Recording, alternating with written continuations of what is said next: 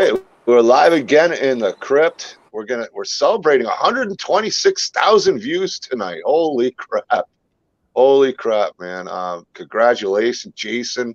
Congratulations to the cast. We're waiting for a few more people to get here, so we're gonna probably run this Voorhees watch along. They're all texting me right now. They all, like, a bunch of them are saying they thought it was 9:30.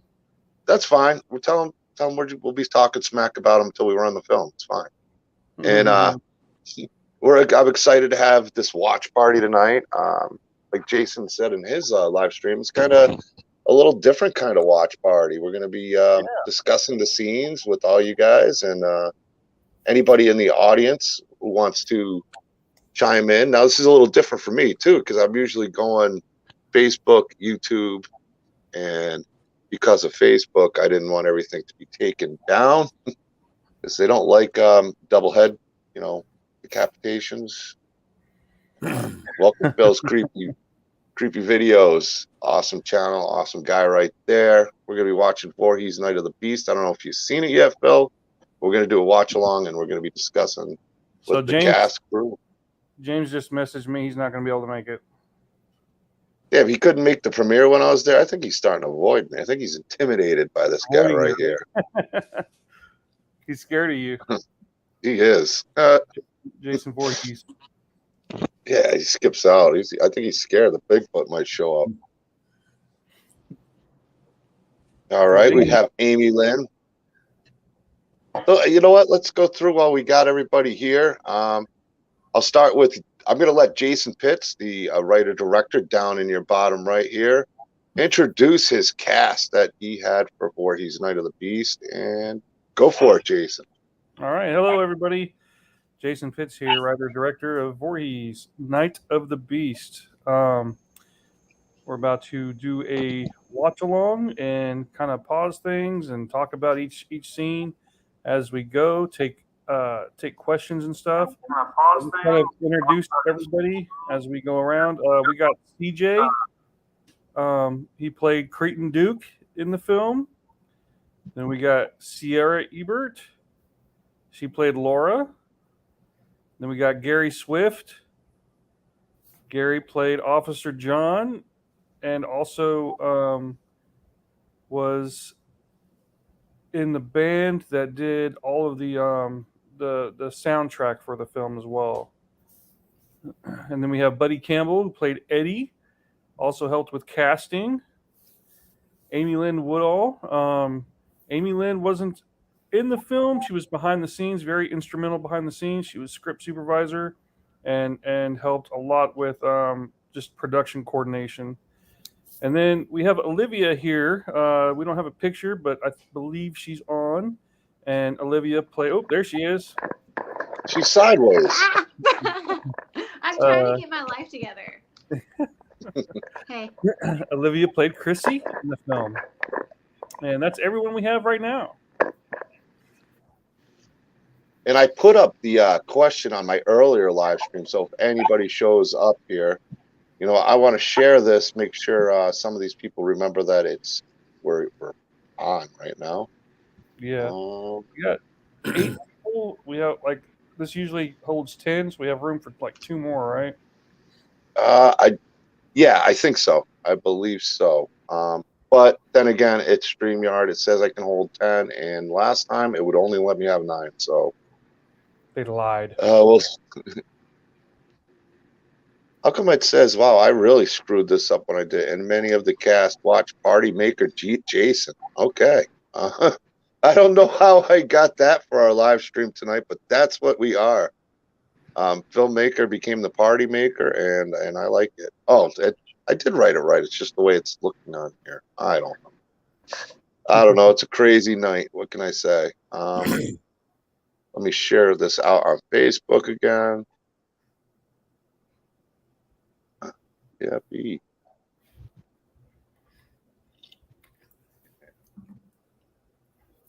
we will. Congratulations, everybody, on 126,000 views. That blows my mind. Well deserved. Well deserved to all of you. Did I freeze up? No. Okay. That's how I mean, what did you really ever expect to get 126,000 this fast? I mean, it was 26,000 in a week, really. Yeah, no, I knew that we'd get some attention because it's Jason, and I told everybody from the beginning. I was like, if you go on YouTube and search all of the Friday the 13th fan films, even the ones that aren't very good, like the worst ones, have at least a couple thousand, like tens of thousands of views, like 20 to 30,000 views. So I knew we'd get uh, some interest, but I didn't think that it'd be this fast. It's pretty amazing, and I don't know if everyone else is experiencing the same thing, but I'm getting quite a few messages just from people, and I know James is too. I've talked to him about it, just saying, that it's pretty good. A lot, like, people are loving it. So I had a great time watching it. I was lucky enough to be at the premiere. Got to meet all you wonderful people, and it was a thrill. The only thing I wish is I had more time and I wasn't so tired. It was like by the time I got there, I felt like a 90-year-old man. I'm like, man, I'm tired watching. By the time the film was over and you guys went to Dave & Buster's, I had to be there. I had to get there at the hotel, and I didn't have time to drink many beers. I was very disappointed in myself. we had fun with you, man. Oh, it was a great time. I enjoyed it. I had a good time at the premiere. The reaction of everybody and the setting I thought was fantastic. Yeah. And there's Kelly. And welcome, Kelly Lane. Hi, guys. Hey, Kelly. Kelly played Jill in the film, one of the Bigfoot hunters.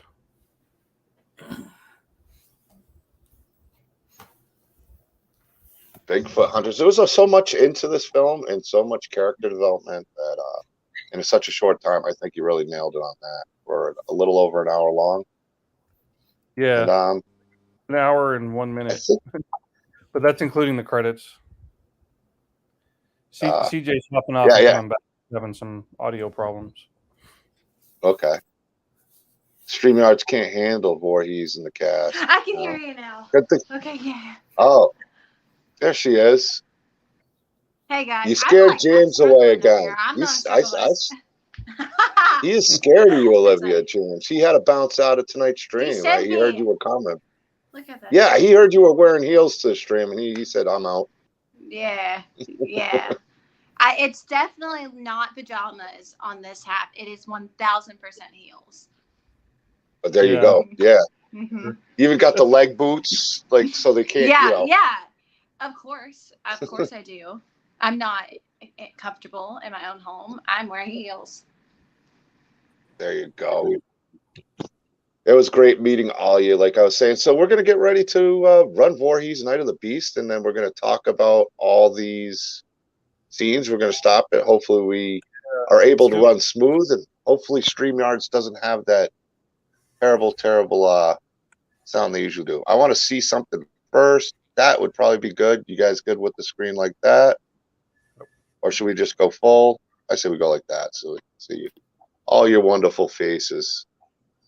All right, it is ready to roll.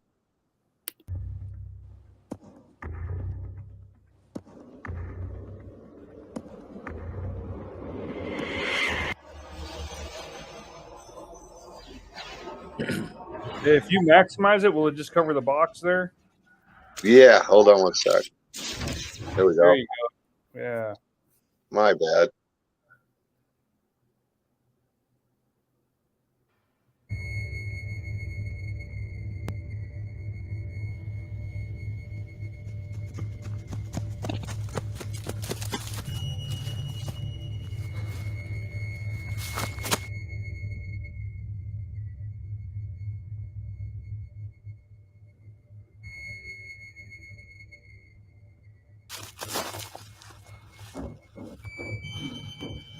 No, not here.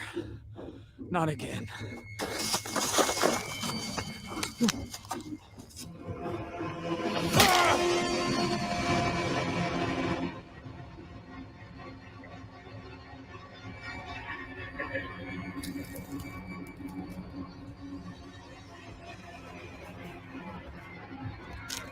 So, what did you want to be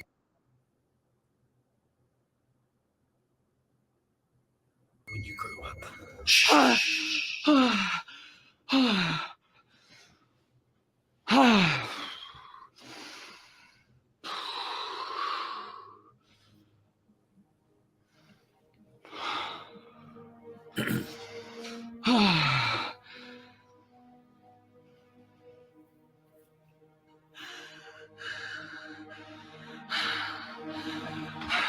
Hey.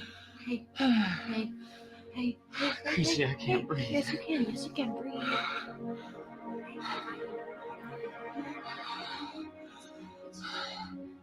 It was just a dream.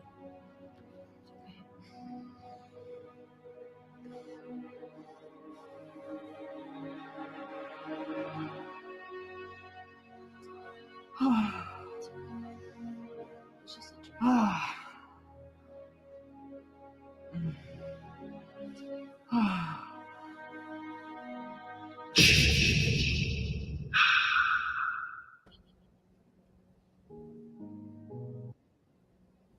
That intro, I figure that's a good point to discuss Yeah. that scene, the opening scene, and Buddy's back. If anybody didn't catch what it is, it's tying in a part 6 to this movie. I love the part 6 look, but go ahead and explain the situation, set it up there, Jason, and you guys can all speak about it. Well, actually, really, so that's our opening scene, and I wanted to right off the bat tie it to something that was already established in the Friday the 13th films. And when I decided that Mark's character was going to be one of the kids from part 6, it was just it was just really evident to me that a dream sequence of him being haunted by that experience was the way to go. And he gets hit with the machete, and then he reaches up and takes the mask off Jason, and it's himself saying the same or very close to the same line that he said in part 6 about what did you want to be when you grew up. And so that was just really important, just to establish right away that this is that character. It's our first major clue, and like a lot of people who aren't really familiar with part 6 probably wouldn't get it, but it was okay. I was okay with that. Yeah, and the look of Jason there, very close to the part 6 look, and he looks different later on in the film. But and also, what was another part that was really important there is just establishing this relationship between him and his girlfriend Chrissy, and her concern for him and his reliance on her. Really important to establish that for the events that happen later on. I figure this is the best way to discuss it as the Brady Bunch. So Yeah. Yeah, I love the opening scene. It really, like you said, it sets the tone. It really it gives you an idea of the characters we're going to be following to start. And I guess we'll keep running it. We'll meet some of the friends. Well, let's see if Olivia has anything to say about this opening scene, since she's. That's right. The biggest thing is I really used this scene to ground myself throughout the rest of the film. That was the only way that I could directly justify everything that Chrissy was doing moving forward. So this was a pivotal scene for me and my logic as an actress. It's where I found Chrissy because her emotions were so real and raw, and wanting to help Mark out. So this was what created her. And this is also my first time working with Will. Like we had not worked together yet because our scene the night before actually got canceled.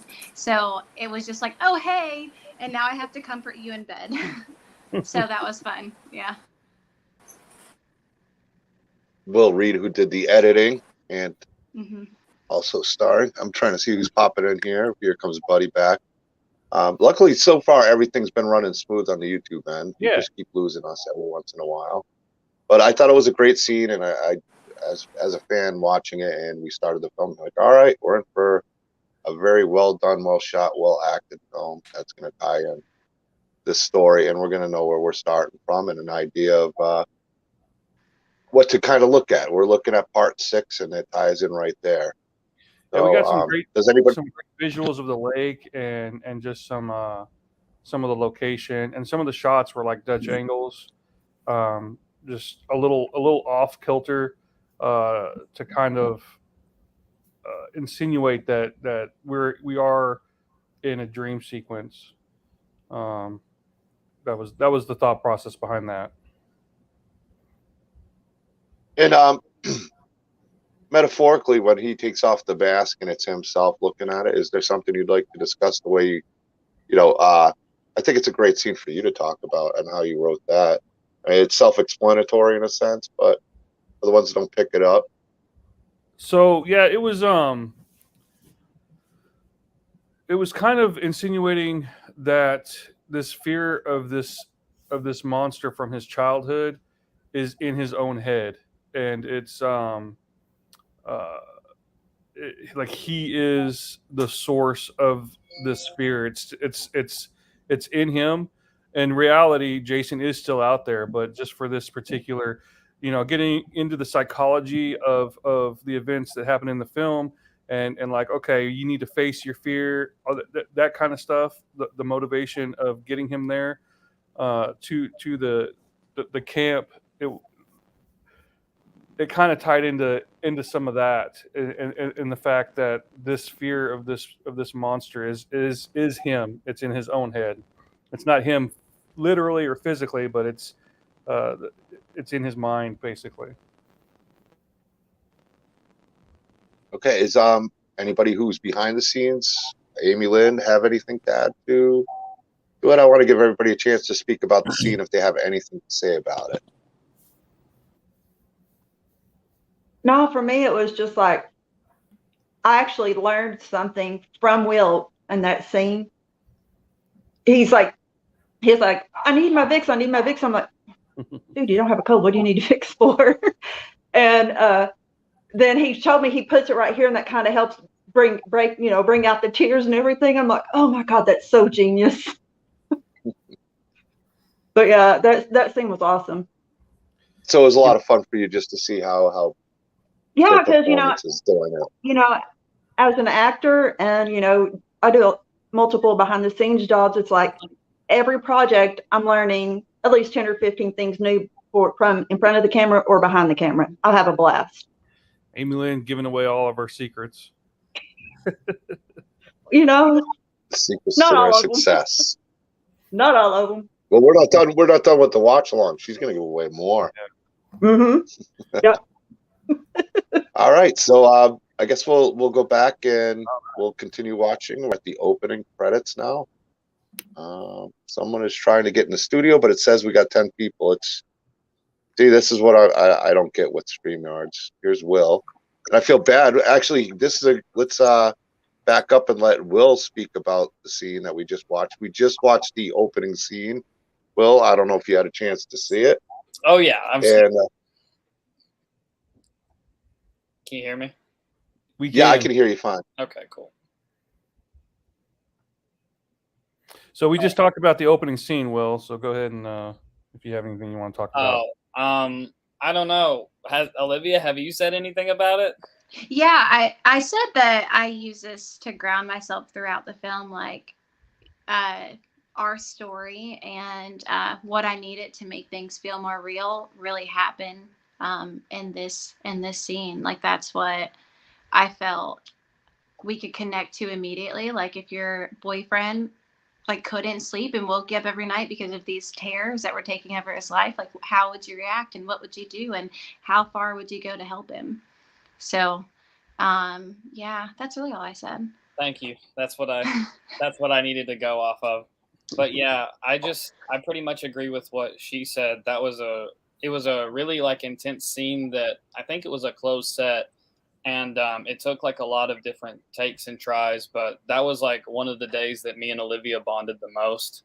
It was just it was going to that place of being really like panicked and scared, and having somebody there for you was like, it means a lot. Because in all the other scenes, I get killed or I get assaulted or whatever else. And that, like, I guess the psychology of it all isn't, it's like a lot deeper than the other kills whenever they're just here and then they're gone. To see a kid that's like lived through that, it was nice. It was a good scene, and it definitely like taught me a lot more about how I can act personally, and skills and emotional things to get better at that, but also how to like work with a partner and have a partner, and just to be able to emotionally and physically tap in and out of a scene is really hard. Literally, that's when we came up with it. Yeah. So we actually had because our scenes are so incredibly emotional, like every scene that we're in together, we were just like, what can put us in this place and then us be able to leave afterwards? So we would tap in like right before we would go on, and then that's when it was like everything poured out, and then we tapped out because it was so emotionally tolling. Like, I remember I have behind the scenes of me just like randomly crying just because I've been crying for the last 4 days nonstop. It was insane. I didn't even mention any of that. And also, I did mention that it was our first day filming, but I didn't mention like this was also this like the start of this bond and like this ability to work with another actor and feed off of each other in a way that I never have before. So it's definitely, I think that it's obviously not my favorite character, but it's my favorite work because of the places that I was able to explore in such a crazy world. Yeah, me too. I mean, I think your performance does like a really good job throughout the whole movie of like just kind of talking about how much like these two love each other and why they're going through all of these crazy like nightmarish things, because Mark and Chrissy don't live in a realistic world. Like his reality was shattered as a child, and that's just like, that's unfortunately what the rest of his life entails, is dealing with that.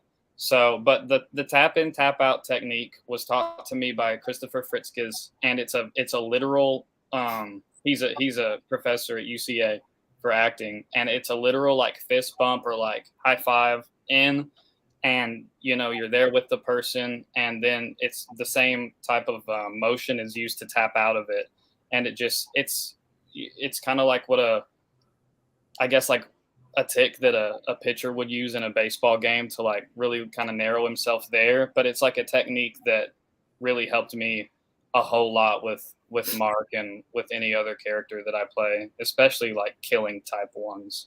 So yeah.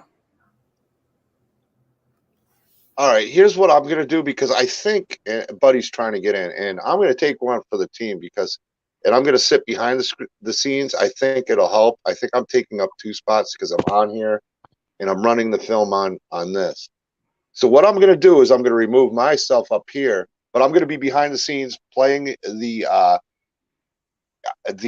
movie, and I'll definitely pop in as much as I can, but I'll also be in the chat because I want you guys to be able to discuss this movie, and I think it's important. And I will be, Jason, I'm going to let you take over running this. All you got to do is say stop, John, and I'll be in the background stopping it, and you guys can talk about all these scenes.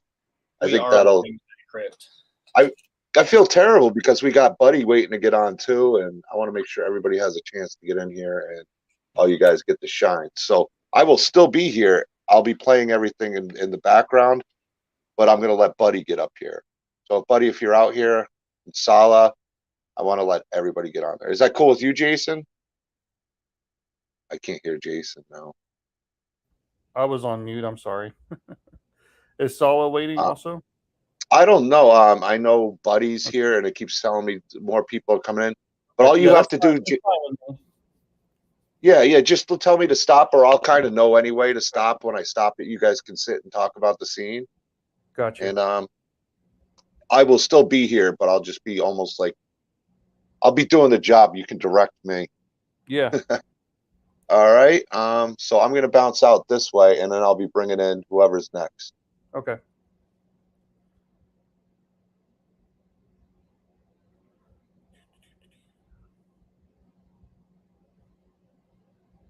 All right, while you're bringing somebody in, John, go ahead. Yeah, there you go. We'll go ahead and start it. Are you able to put us to the left again? So we don't cut off the bottom of the screen? I guess not. There we go.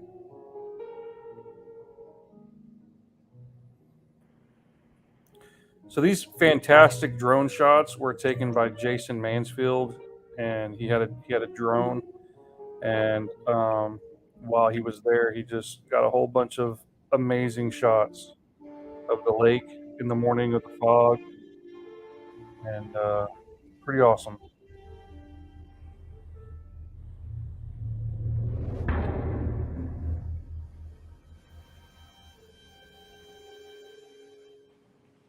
You're kidding, right? No, I'm serious. Look, Mark hasn't slept through the night since he's moved in with me. But do we have to go there? Can we go somewhere else? I'm game, Chrissy. A weekend at a lake sounds fun. Laura, are you in? Yeah, whatever. Rainbows, unicorns, s'mores, all that bullshit. Look, I've read so many books. I've talked to psychiatrists. Like, all they can suggest is that I have him face it. You're in psych classes. I'm right. Yeah, you're right. But I just don't think this is a good idea. Look, if he knows where we're going, he won't want to go. I've known Mark longer than you have, Chrissy. Okay, and that place scares the shit out of him. And he doesn't even talk to me about it. Whatever happened there messed him up. And what do you even know? You're in vet school. I know I'm out of ideas. Sleep medicine's not working. He wakes up every single night screaming. And all I know is it's about Crystal Lake. And Crystal Lake is only 4 hours away. So, what's your plan? You want to knock him out and drag him there?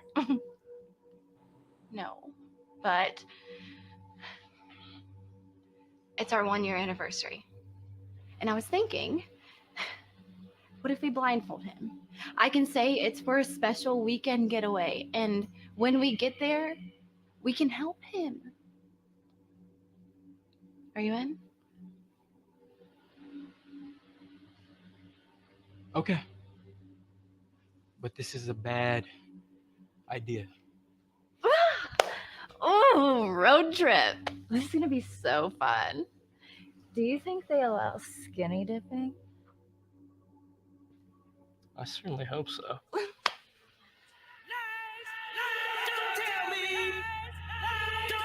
All right, you can pause it, John. All right, so that scene is really important as well, because it's the scene that really kind of gets everything in motion.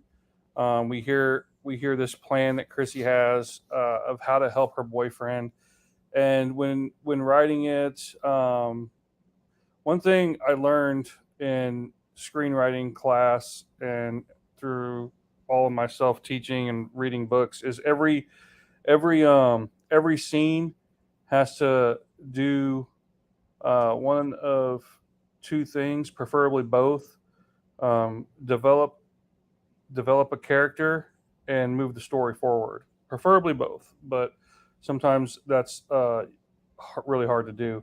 And also has to have some kind of conflict, whether internal or external. And so we had to have this scene where we kind of explain where we're going, and Chrissy explains this her plan of what she wants to do, how to help Mark, but also in Paul's character we have the conflict. Chrissy eventually wins, but that's how that scene unfolds through their conflict, and but yeah, really I love that scene. I think it's lit really well. I love all of the characters. We get to see a little bit of all 5 of those characters, a little bit of their personality. I think Xavier, that was my first time really seeing what he could do, and he was amazing. And so just really happy with that scene. So we'll just go ahead and talk to everybody who was in it first and see. Go ahead, Olivia. You got anything you'd like to say about the scene? Yeah, that was one that we changed on the way down there. So I'm going to talk a lot about the logic of Chrissy because that's what's in most question. And I really, again, just had to resonate with her any way that I could. So something that we talked about, I guess, changing or just like helping me a bit so I could really connect with her and justify her actions were putting in vet school. So they're just, like the stethoscope and making sure that I don't know what that sound is. Making sure that I put out there how much I cared and how tormented he was. And I really felt like pleading with our friend group came across well because it was really just good intentions on helping. But I do love the dynamic of all of us together. You do see everyone's personalities immediately. And I did feel that tension between Xavier and I. It was beautiful.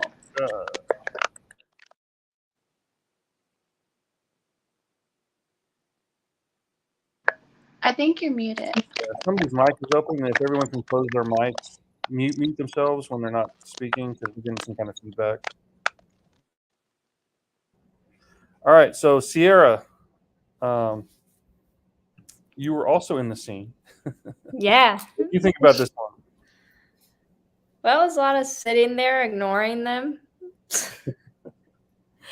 I feel like the only time my character really cared about anything is if Paul or Xavier was saying something, like when Chrissy or Olivia, my darling, when she was saying something, I was doing anything else in the world.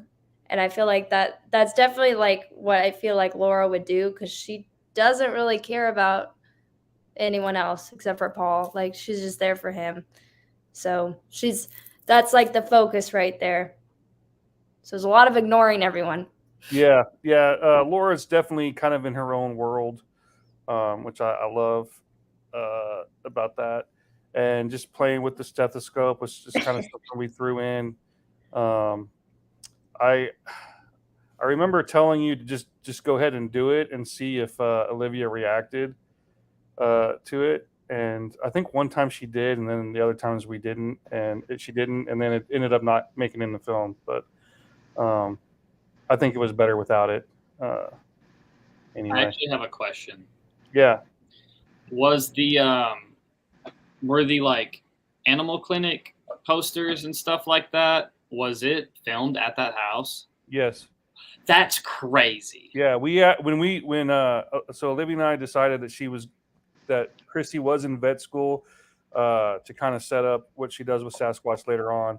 And when we decided that, I called, or I think I had either Amy Lynn or Bailey, somebody I had, either I did it or somebody else called all of our producers and just was like, we need to scramble to get as much vet school stuff as we can, and to kind of establish that. And we got all that stuff. It was in the house. It was there when we filmed it.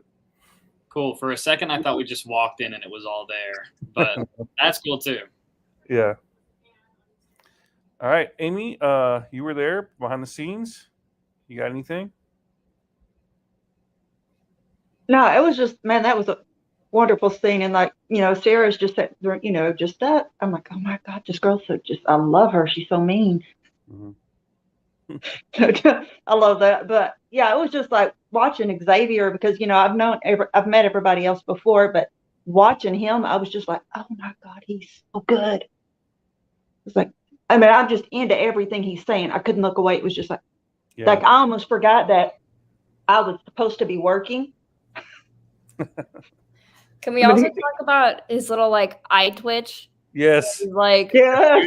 I love it. He did that to me so many times, just outside of filming. He'd just be staring at me and go. And I never even noticed he did it until like literally watching it. I was like, Another thing I have to commend him on and compliment him on is most of us have like knew each other and worked with each other before, and this guy comes in not knowing anybody. Everybody knows how nerve-wracking that can be, just not knowing anybody and just coming in and just blowing it out of the water like he did is, in my opinion, like he had to be nervous not knowing anybody and just this how big this project was.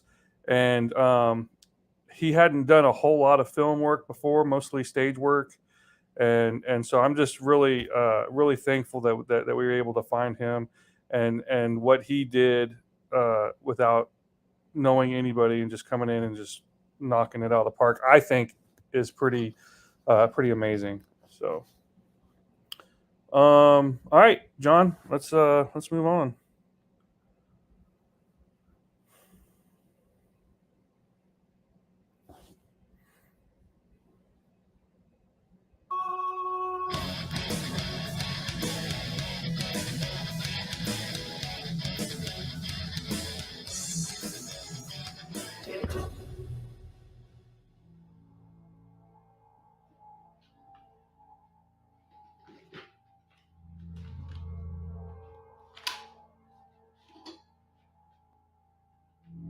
Do you really think we need this much tranquilizer?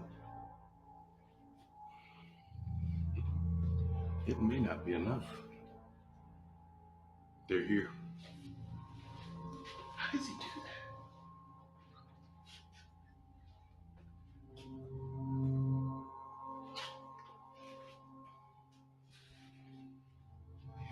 You ready to do this?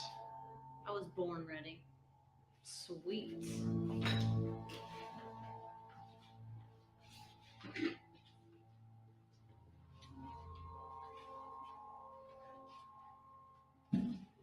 Careful, Jill. It's not a toy. Yeah, let a real man handle this, little girl. Who you calling little girl? All right. Save it for the hunt. Who's out there? Let's get packed up.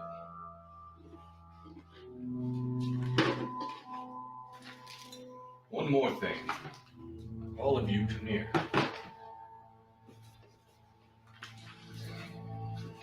Do you see this road?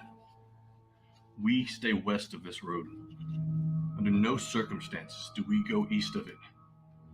What we're hunting would never be found east of it. We have no business there. Understood? Are you kidding me? It sounds to me like you're scared of something. Tell me you understand. Oh, we understand now. Don't we, Lance? All right, I understand. I'm just curious now, that's all.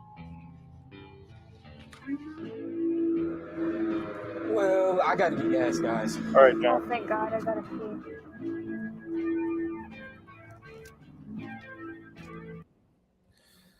All right, so another pivotal scene. So we had this scene where we were introduced to all the kids, and so I wanted to follow that up with introducing the other group, the Bigfoot hunters. Krypt Duke. This is our introduction to him. Obviously, Voorhees Night of the Beast kind of serves as an origin story for this character who is so interesting and just mysterious from Jason Goes to Hell. And that was one of my goals with doing this, is just to create this origin story and explain his first encounter with Jason. And so this is where it starts, is this scene. And by the way, it is really freaking hard to shoot an interesting scene in a very, very white plain garage. So just, I wanted, like, Elsu is a really cool character. We got Lance, played by Madman Fulton, Jacob Southwick, and then we got Jill, played by Kelly Lane. Just a really fun scene that Kelly kind of came up on her own So I'll let you talk about that a little bit, Kelly. We'll talk about Jill. Okay. Jill is obviously the smallest and the only female in this group of men. And pardon me, everybody else kind of has their look, has their thing going. And I just felt like the viewer would kind of be like, well, what is she doing here? Who is that? And I felt like that kind of like what Olivia was talking about. This is where my character establishes why she's there and what she's all about. And so, you know, as the script was written, you know, we kind of just went through things, but I was like, you know, I really feel like that there needs to be some kind of like, some kind of punch that establishes my character. And so, I was talking it over with James, and James was like, yeah, you know, like mention it to Jason. He's always open to, you know, running with things or, you know, hearing other people's perspective. And so I ran it by him and he was like, yeah, I think that's, that needs to happen. And so Jacob and I got together because Jacob is a professional wrestler. And so he was kind of like, hey, let's do this, let's do that. And just kind of throwing in some options, and we worked on it. And I think we got it in like 10 minutes. I mean, it was just like, it just was flowing so naturally. I feel like it worked. Yeah, absolutely. It definitely did. And I you know, a lot of people, the feedback I'm getting is it's actually a lot of people's favorite moment in the film, which is pretty cool. Yeah, I love that. Definitely my favorite scene. Yeah. Girl power, love it. All right, CJ, let's talk about the Duke.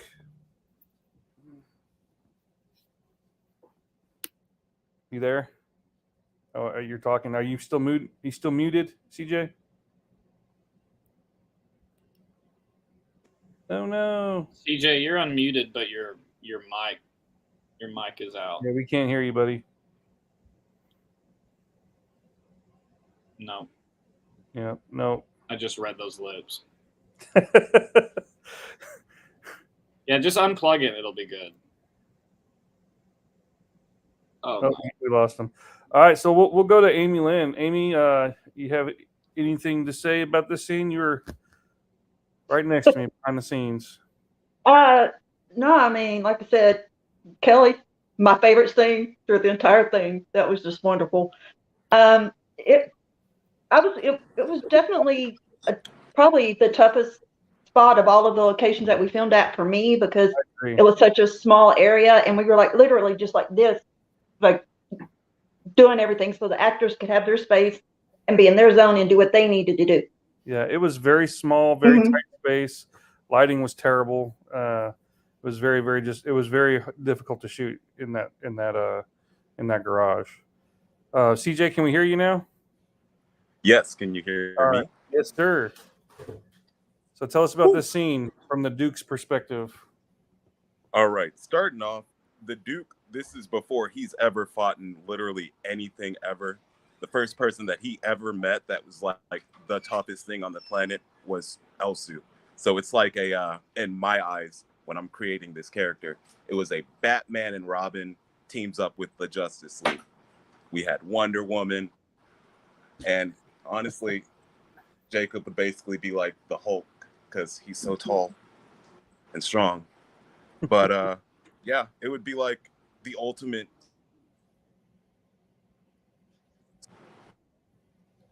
Oh, we lost you again. You there?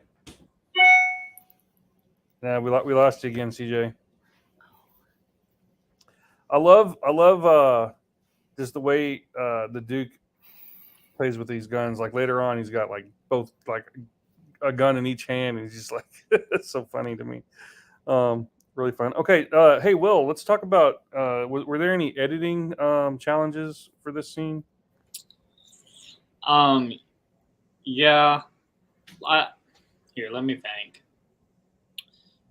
Yeah, there were some continuity issues that were danced around quite a bit, which I'm happy that nobody has caught on to yet. But also with the white garage, I wanted to make sure like the color grading was right. That one thing I like about the scene are the colors, and that it's like I love Elsu and Duke's opposite matching shirts, like that just really lights up. And whenever Kelly and Jacob come in, it's just they're so kind of militaried out. Like it's not just camo, it's like black shirts and then camo. Like they're here to, I don't know. It's just in a white room. That's definitely what stands out. And then how kind of rustic and old the map ended up looking, I really liked. To me, it just looked like they set up shop all of a sudden and were about to, go somewhere else. But just making sure that the audio wasn't super echoey or that it was consistent. It was just difficult because it is such a pick up and go location. But I'm really happy with how it came out, and the slam, just making sure the continuity on that was right, and that the sounded like he got slammed into the table. And I said in the comments that it was going to be a Mandela effect eventually, that she says, "Who you calling little lady?" Because in every other take, that's what she said. So that was the only one I think that matched up. But many of us will forever remember it as "Who you calling little lady?" And I was like, you know what? She can't say little lady. It's got to be the same. Yeah, as what Lance says. It's got to be little girl. Yeah, and I just want to point out what an amazing job Will did on this film with the sound design, and just mixing everything to where it's the same level all the way through, which is very, very difficult for independent films to get right. And like if you watch a lot of independent films, the sound is so important, and it's also one of the most overlooked areas. But Will just really did an amazing job with it, and the Foley work, everything sounds crisp, everything sounds professional. So thank you on that, Will. Great job. I really appreciate it. Thanks. CJ, you back? CJ, you there? He's there, but we don't know. All right, John, let's go ahead and move on to the next one.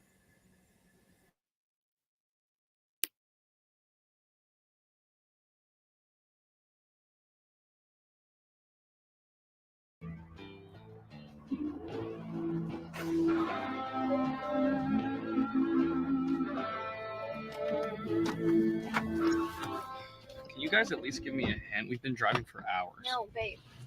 This is a surprise. We need more beer. You're a pig. Oink, oink, baby. Did we drive through a time vortex? This place looks ancient. Let me see. No. This is a surprise. It may be old, but they've got to have a toilet. Okay.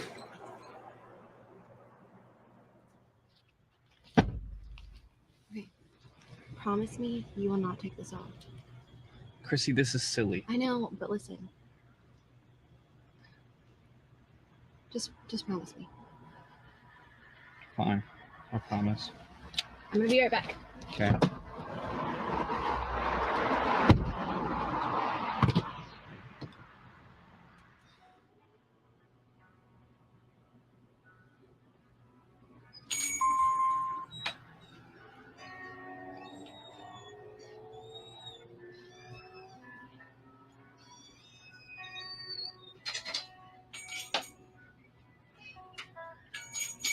Someone killed my dog, John. When are you gonna do your damn job and find out who done it? Listen, Stu, there wasn't much evidence left. That poor dog was torn to pieces. Are you sure it wasn't an animal? Hello, gentlemen. Officer. Can I get 20? Pump 2? What are you kids doing off out this way? Where's your restroom at? I asked you a question, boy. I'm not your boy. And we're going on a camping trip. I'm gonna give you some advice. Fill that tank up, turn around, and get the hell out of here. Doggone these meddling kids. They know better than that.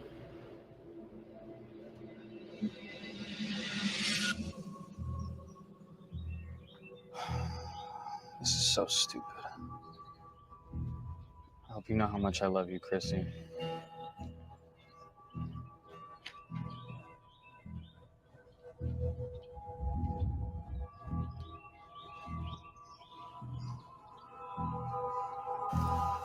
Hey.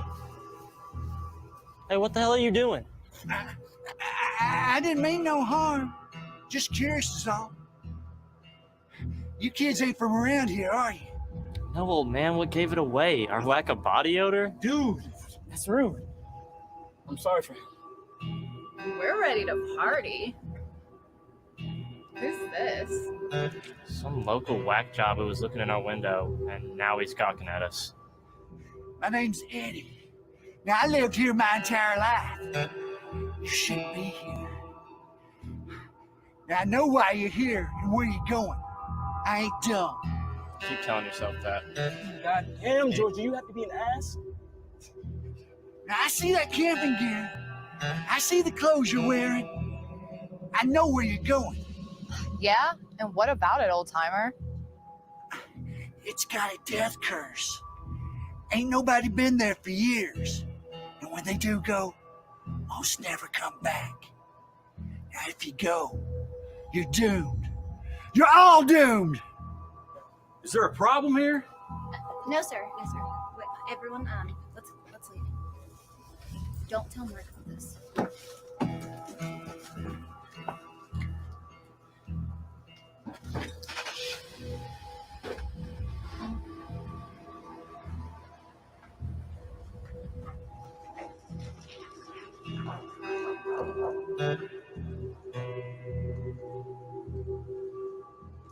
I warned them.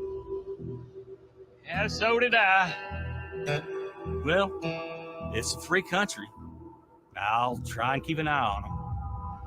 I bet he's back. I bet he was the one that killed my dog. Oh, horse shit. He never leaves the lake area. Yep, them kids gonna go on up there and get him all stirred up. Nobody's seen him for years. He's probably dead. Now that's some horse shit. I warned them. They didn't listen. They never listen. Jesus Christ, Eddie. You're starting to sound like your crazy cousin Ralph. God rest his soul. All right, John. So, big scene or big sequence there. Couple different scenes. Basically, the gas station sequence. Really, what I wanted to do here is just kind of show off some of the locals in Crystal Lake, and I wanted to have them talk about Jason without really naming him, just kind of to create a little bit of like suspense and stuff. Obviously, everybody knows who they're talking about, but I just thought that was kind of cool. Barney just kind of steals every scene he's in. I love him. He was amazing. He did an amazing job. I want a shirt with him on it, like pointing and saying, "Now that's some horse shit." I want a shirt. So bad. But yeah, I like the scene. I think the setting is amazing. That gas station looks like it's straight out of the late 80s, early 90s. The diner inside, everything about it just looked, it was perfect location. So we'll go around, everyone who's in the scene, we'll give them a chance to talk. Hey buddy, let's start with Eddie, man. Yeah, that was one role that came pretty natural, playing a backwoods hillbilly, which is growing up in the Ozarks, pretty much was me playing my kinfolk. So as a kid, when we would go visit the family up in the hills, it was That's pretty much how they talk. So that's the way I talk. Well, you nailed it, man. You nailed it. Yeah, awesome job. And The way you talk, I like the way you talk. Eddie was the cousin of Crazy Ralph from part 1 and 2, who Jason kills in part 2. And that's like kind of the first Easter egg that isn't just like obvious in your face. I mean, a lot of fans know who Crazy Ralph is, but I think it was a big mistake back in the day for them to kill off Ralph. I mean, he would have been great in every film afterwards. You know, just sort of being the person who was warning everybody in every film, but nobody, you know, throughout the whole franchise, I think he would have been great in all of them. So it was disappointing when he got killed in 2. I always thought it was stupid that he's telling people not to go up there, and then he goes up there. It's like, Yeah. why did you do that, Ralph? Idiot. All right, so Sierra, you're in the scene. Tell us about your parts in it. It's a lot of sitting in the car, driving back and forth. It was. I feel like that scene. That was like the first day like I actually worked with Xavier. Or I guess really anyone. I think that was our first scene that we did, right? Yeah. Right? Yeah, I think so. Yeah. Hey, buddy, would you mind muting? We're getting that cracking feedback from you. There we go. Cool. Yeah, but I felt like that was like obviously because like we have like been talking like behind scenes, but that was like the first time that we were like all like in the scene together, and that was kind of cool to like be able to do that because that one felt because like you're traveling, you know, it's like Xavier driving was partially scary, but it was fun. I liked that scene a lot. All right, Olivia. Yeah, I just felt like I was very clear on what I needed to do in the scene, and I was nervous, and yeah, it was a lot of sitting around in the car, but it happened quick. It didn't last too long. I'm happy with the scene. I was worried about believability, but I think that Mark showed his trust in Chrissy here, and that was very pivotal for our relationship and what happens, you know, in the future. So it was a good scene for us to progress our story. Yeah, I agree. It was so crucial. Like that was my biggest worry is the believability about the blindfold. But your parents do it. Yeah, my parents did it. I was worried that fans wouldn't buy this. And I knew that it was so important to really establish this trust and this relationship and this love that Mark has for Chrissy. That's the only way that it works, and that it's believable. And I think both of you guys did an amazing job making that a reality. All right, Will. Thank you. But I don't know. I think it's like the whole scene is just so funny because I don't really care too much about the believability of it because it's like you see me there willingly, you know, being blindfolded and just being like head over heels. So it's like obviously I'm there doing it, but you know we're fighting like a zombie man and Bigfoot. So like I can be blindfolded and taken back to Crystal Lake. And I mean, and we do like that. That's what we do. And the like Stu is just, everybody has a funny, like a different take on what their favorite part of or person of the movie is. And Stu's definitely my favorite. Stu is like, I think he is so funny, and he's so funny that like he's just going to survive because he's there. And Buddy's character too, like they're just actually they end up being smarter than everyone else somehow, and I think that's just a really funny. They've lived there their entire lives. They know not to go up there. Yeah, but I won't spoil nothing, but I really like how everything kind of comes around with Duke's character in them and everything else. Stu commanded the scenes. Absolutely. Like he literally every time he opened his mouth, I was like, "I'm listening, and you're hilarious, and I love you." He has something about him. I'm excited to see what he does next.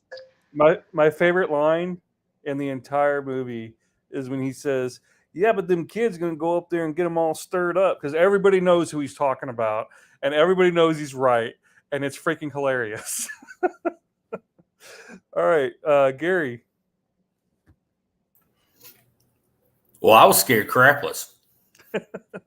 That obviously came across there a couple of times, but eventually I just said, "Well, I'm just gonna act like I would normally act when I'm doing my job, and if anybody decides to get out of line, I'll just try to put them back in line real fast and just go on with it." This was your first experience acting, correct? Well, I was Judas in Jesus Christ Superstar. That's right. So, and of course, high school stuff and whatnot. And I actually had a scholarship from high school when I went to college that I had to do a bunch of ad-libbing classes and whatnot. And not that it helped any because I suck, but but this was the first time I'd done anything to this scope of yeah, for sure. You did a great job, man. I love at the end when you're watching them go away and there's just that moment of silence while all three of you guys are watching, but your hand is on your gun, just like, oh yeah, like turn around, I dare you. Just I doing that thing. I felt like I had to jump in and protect Buddy at that point. Because all of a sudden I was starting to get a little bit ticked off because all these kids are coming around and treating this guy like he's some kind of, jerk or whatever. And I'm like, I'm not going to have this now. Gary, that is great. Let me tell you how great that is. Like, just the fact that you felt that in the moment and you went with it is speaks volumes. Acting is all about not acting, really. It's just being in the moment. And just being that person, and so just not thinking about it and just being there and doing that and feeling that and going with it, man. Well, I appreciate it. I felt offended by the way they were treating the guy. So great. Well, Officer John, I'm sure glad you showed up because I was about to open a can of whoop butt on Boy George there for being such a smart aleck. Well, I'm telling you, we would have had to pull you off of somebody, I'm sure. All right, Amy, got anything behind the scenes stuff? That bandana. Yes. Yeah, the bandana. My God, I felt so bad for Will because him moving it up. The least of everything, Bailey and I were like, "Wait, no, stop moving!" We're tucking it back in or adjusting it, and I felt so bad for him. As far as I know, nobody's noticed it. Well, I did. Nobody said anything about. Well, yeah, because we know. So, those of you watching, if you don't know, you can watch the scene again. The bandana. Yeah, nobody said anything to me about it. So it's a little different. It keeps moving. Yeah, and then it was like the cars driving by, like constantly driving by, and the people that were like, just like they'd creep, and then they'd kind of just like stop right where we were filming, and we're just kind of like, "Could you please?" We're trying to work. This is where we started to have like a group of people start congregating. The guy that went and got a box of pizza and came back and sat on the curb and just watched, under this TV show going on. So well, it's interesting that y'all bring that up because I actually thought that Jason was coming in to get me at one point to actually act as my real capacity as a law enforcement officer. Because remember that? There was a local who came up there and actually thought that there was something serious going on. He didn't know it was a movie was being made, and I don't remember if he was getting angry or if he was doing something. And I'm like, Do I need to go out there and stop him? Yeah. Well, he was complaining about me the way I was talking to Yes. the kids. Yes, that's what it was. Yeah. Because I said Yeah. I lived here my entire life, and that guy was like, "I've never seen You this never guy were. around here." Yeah, I've before." never seen him before. That's so funny. I do have another funny story about this scene. Is we were filming, and across the street there was a guy mowing a lawn, and he's just mowing, and we're like, we got to get him to turn the stupid mower off. So one of our other crew members, who's also our prop guy, his name's Alan Lowe. I grabbed Alan and I said, "Hey, Alan, go over there and offer this guy $20 to stop mowing, so we can finish this scene." And so Alan goes over there and talks to him. The guy turns the mower off, and Alan comes back. I was like, "You turned it off. It worked, right?" He's like, "Not exactly." So Alan tells the guy, he's like, "Hey, we're over here shooting a movie. Would you mind turning it up? Mowing a little later. I got $20 for you if you'll do that." And he's like, "Man, this isn't my property. They hire me to do it. I really can't." And Alan's like, "Oh, okay," and starts to walk away. And the guy's like, "But 40 will do it." So Alan gave him $40 and he stopped mowing.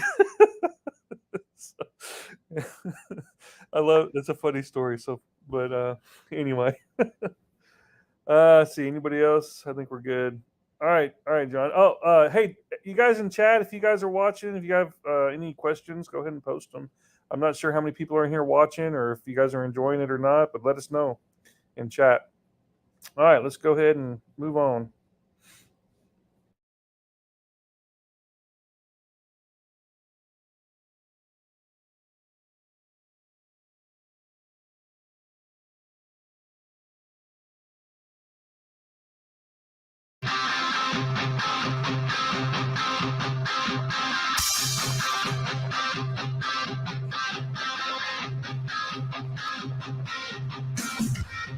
Welcome to Crystal Lake. See the beauty all around. Someone here has died.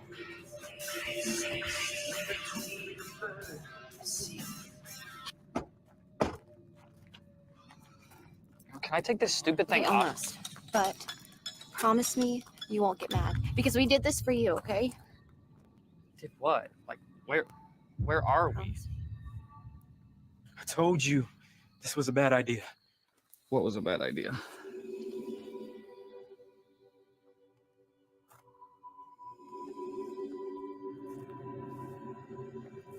Say something.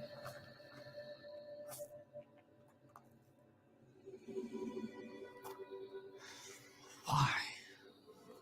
I did it to help you.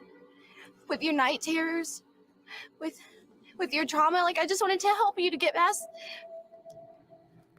I read books. I talked to psychiatrists. They told me that you just had to face it. And Paul said that... No, you leave me the fuck out of this. I told you this was a bad idea. I just thought that if I brought you here and you had us for support, that you would find peace. Chrissy, what the fuck?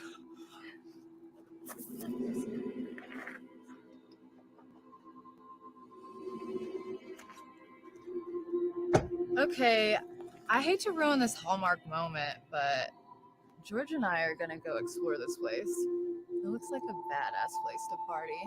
No, hold up. I forgot the beer. Looks like somebody's getting lucky tonight.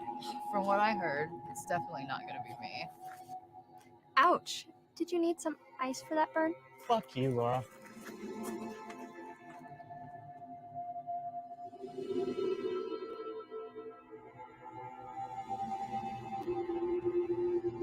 All right, John. Let's go ahead and pause there. All right, so big scene. Mark realizes what's going on. He sees Crystal Lake.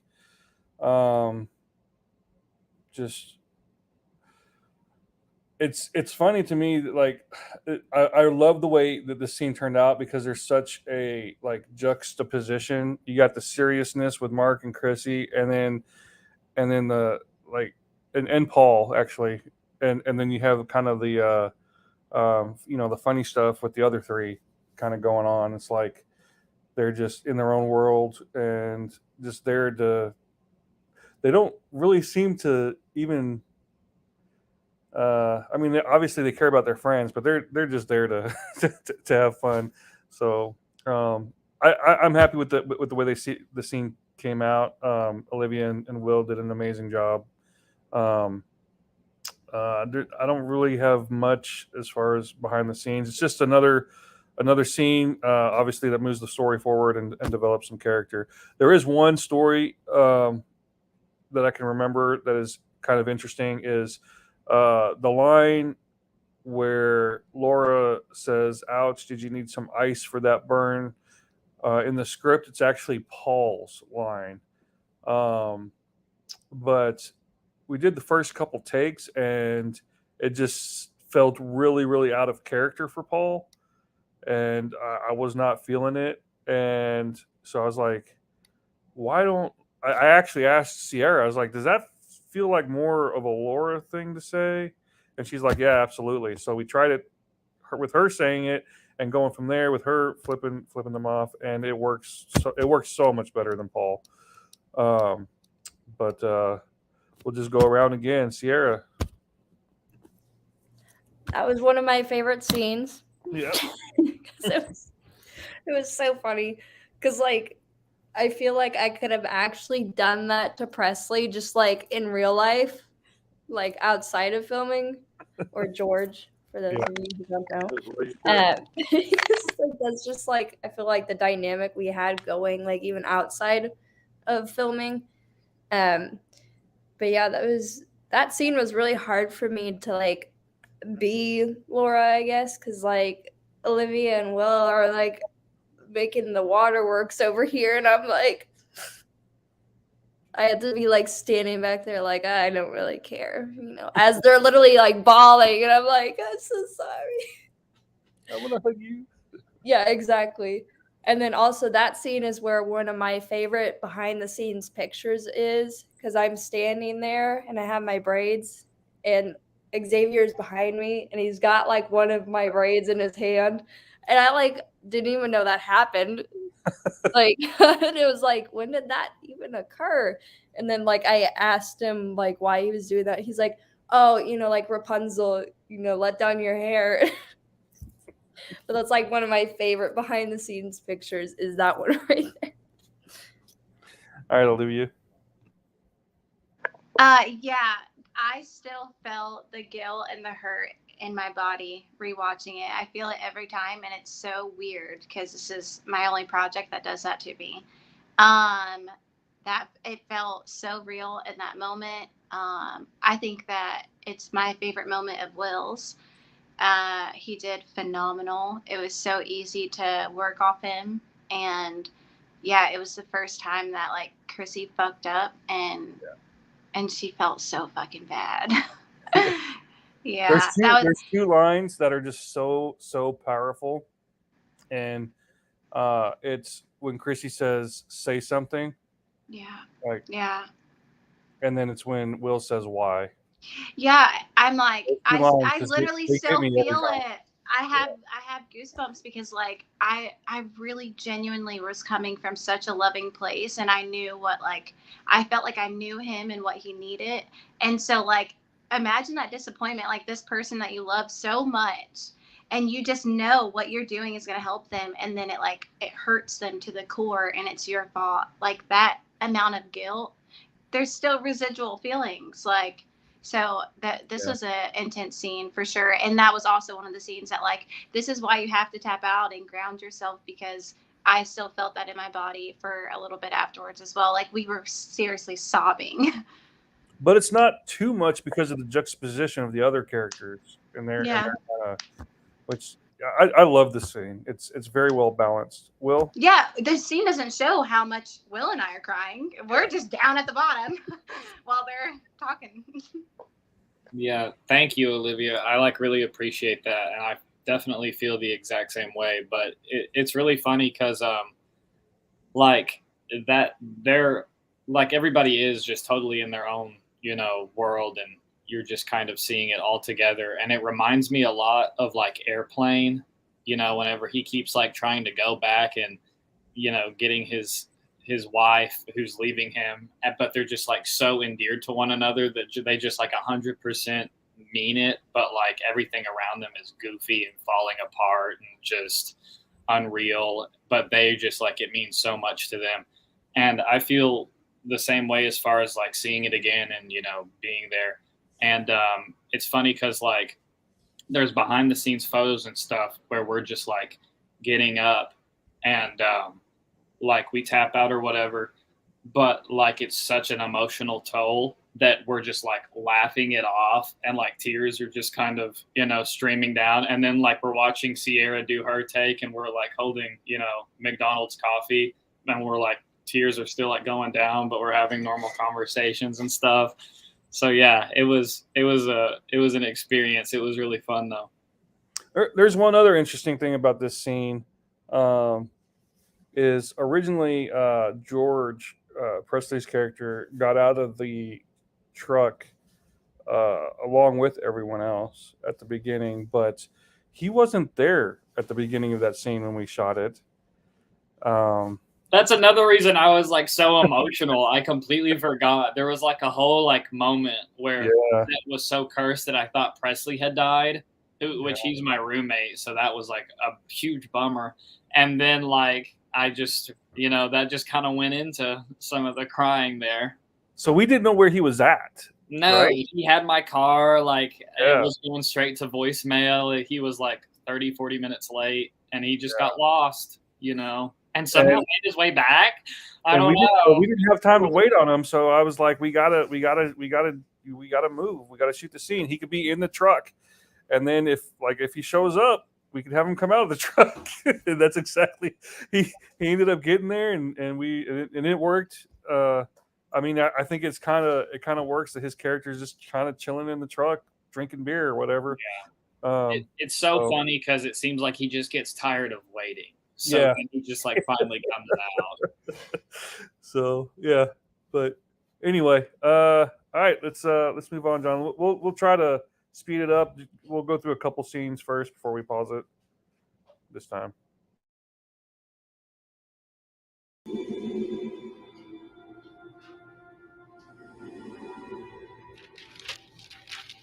Johnny, you just gonna loiter in my store all day, drinking my coffee? Yeah. That's exactly what I plan on doing. Well, you ought to be out there looking for the one that killed my dog. I've already told you that was an animal. Evening, John. Evening, Elsie. What brings you and your friends out and about this evening? Going on a little hunting trip. Hunting, huh? Hunting what? Well, that's a fairly expensive question, John. I'm not sure you want to pay that price. You're absolutely right. Don't give a shit. The last time I played your stupid game, you broke my finger. You're going to have to tell me about that one. Are we going to keep yapping our gums all night, or are we going to get out there? Yeah, I'm getting antsy. Patience. We will hunt, my friends. I just wanted to let the local law enforcement know we're out there tonight. It's always good to let people know you're out there. Plus, I wanted Funyuns. Well, keep your eyes open for some kids. They came through here earlier. I think they were going up to the camp. You shouldn't have let them go up there. We won't be seeing them. We're not going anywhere near that place. Damn it, that's enough. Spill the beans, old man. What's the deal with the camp? I kind of want to know as well. Centuries ago, when my people inhabited this land, they encountered an ancient evil, Asmodeus. This demon of lust ripped through anyone in the tribe guilty of that sin. Until one day, the tribe's most powerful shaman battled Asmodeus and bound him. tying him to this lake. Afterwards, my people avoided the lake and all the land around it. You see, from that moment to this day, that land is cursed. Are you fucking kidding me? You're scared of some ghost story? You believe in what we're hunting, but this is bullshit. Hell yeah, I believe. I saw one. I've seen one with my own 2 eyes. It's no ghost story. And there is something out there worse than Asmodeus. He was just the beginning of the story. When I was young, I worked as a cook in a local diner. A young woman worked with me as a waitress. One summer in 1957, she lost her son, Jason. He drowned in the lake. This was devastating for her. She was never the same again. She would often ask me if I knew of any Indian shaman magic that could help bring her son back. I told her not to go down this path, to leave alone things she does not understand.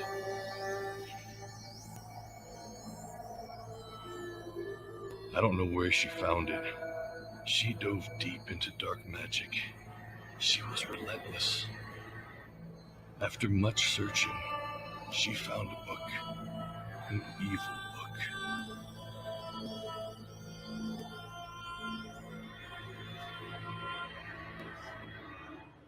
I believe she used this book to resurrect her son. And in doing so, gave Asmodeus permission to inhabit Jason's body, creating some hybrid monster. Part Jason Voorhees, part demon. For the last 10 years, Jason Voorhees has been killing anyone who enters that area that was cursed all those centuries ago. That's the biggest pile of bullshit I've ever heard. I'm sorry I asked. Facts speak for themselves. So why don't you just do something about it? We've looked. We can't find him when we go. It hasn't been that bad here lately. Nobody's been up there for years. Maybe he's gone. No. He will always come back to the lake he's tied to. He's bound to. All right, John. We'll pause it there. All right, so big exposition scene. A lot going on there. Bunch of Easter eggs. We'll talk about those first. So there's the Nightmare on Elm Street Easter egg with the newspaper, talking about the teens dying in their sleep in Springwood. We got the first mention of breaking fingers in that scene. Officer John obviously had an encounter with Elsu that ended in some broken fingers, and kind of establish where Krypt Duke learns this thing from, that he does in Jason Goes to Hell. And then, let's see, the Necronomicon in the flashback from The Evil Dead, and also makes an appearance in Jason Goes to Hell. So fun scene, a lot of talking. Originally, we had 2 monologues. Officer John also had a monologue in this scene after Elsu's monologue, just kind of going over some more history of Jason, talking about the Manhattan Massacre and stuff like that. In the editing process, we realized that 2 monologues like that back to back kind of slows it down a little bit. So we cut a lot of Officer John stuff, because most of that gets rehashed again later on with McBride and Bradford's character. A lot of fun that scene was. I love Stu and Gary, their interaction at the beginning of the scene. The flashback, I think, is turned out really well. I love Bailey in that role, and the kid who plays young Elsu, very believable that he would grow up to be Elsu. So yeah, it's a good scene. We'll just go around. Gary, you're in that scene. What do you think? Well, I really enjoyed it. It was a part of the that was the one part that I thought I was going to have some trouble with, and you know how it turned out, but ended up being all right. And those guys are all awesome to work with, and it was incredible. I really enjoyed it. Yeah. All right, cool. CJ? Oh man, there's something about that scene that also like further emphasizes Krypt and Duke wants to be Elsu so bad because the costumes itself just screams he wants to be like him. And then as soon as like you'll see Elsu fold his arms, you'll see like Duke look at him, and then he's like, I want to look cool too, and he does it.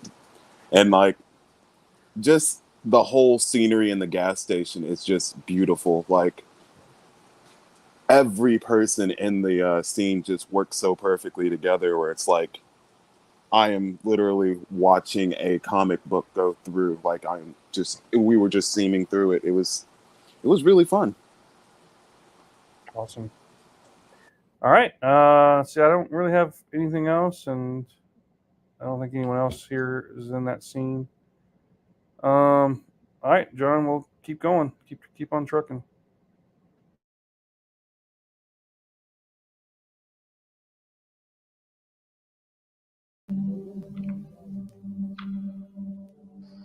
Boys, I am so glad we get out Oh, my bad. this. Hell yeah, I need the weekend like this. Hey, that old ball and chain, she's been nagging all weekend.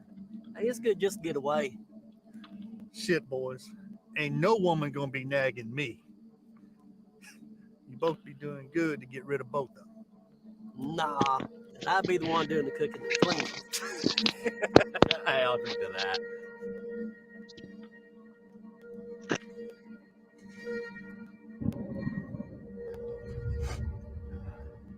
Hey, you still got that ladder on you?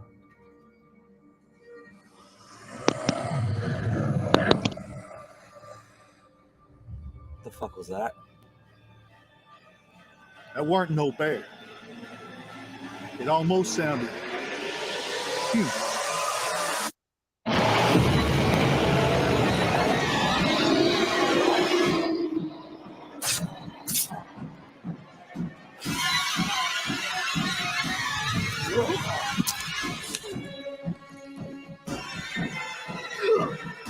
God in hell, you son of a bitch!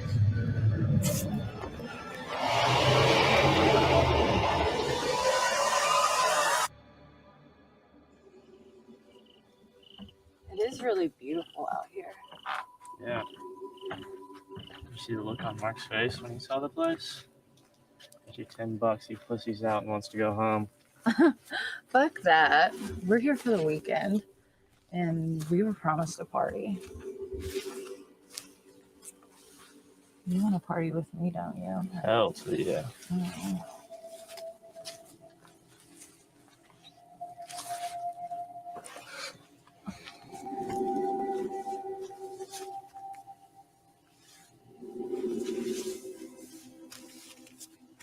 I did not expect this. Don't get too excited. It's just for the weekend.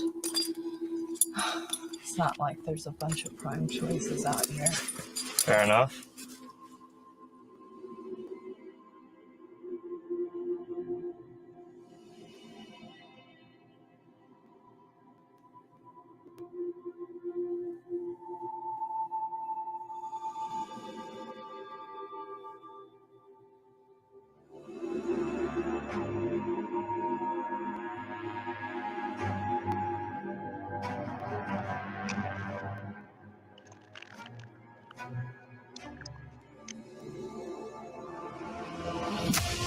What the fuck?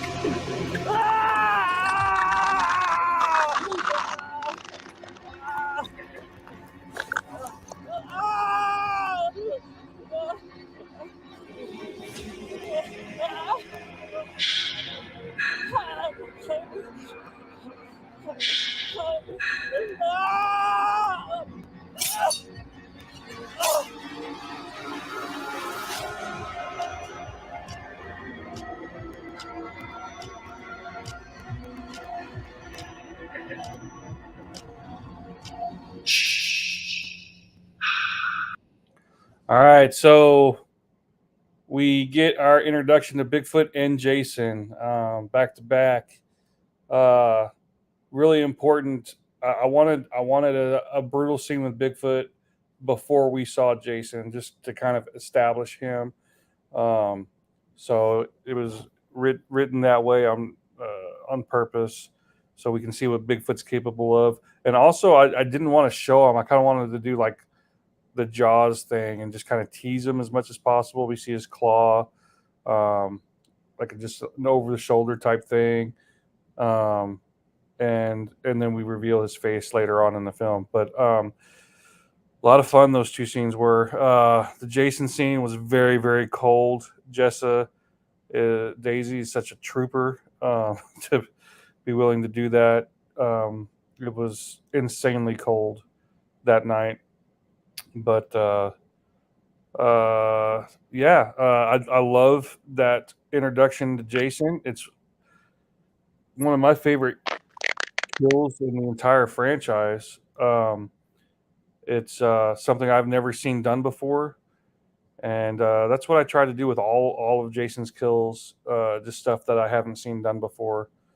But yeah, we'll let's see. Nobody here was really part of those scenes.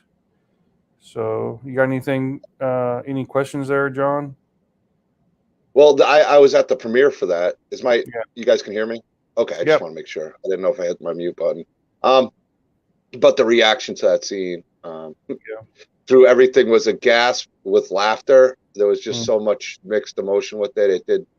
I think it got the reaction you wanted to get. Absolutely. When you shot it, and it worked perfect. It hits really good, really well. There's always a reaction to that scene. I've been to 3 screenings now, and it gets the audience every time. The last one I did was here in Fort Smith, and they were cheering, like going crazy, like out of their seats.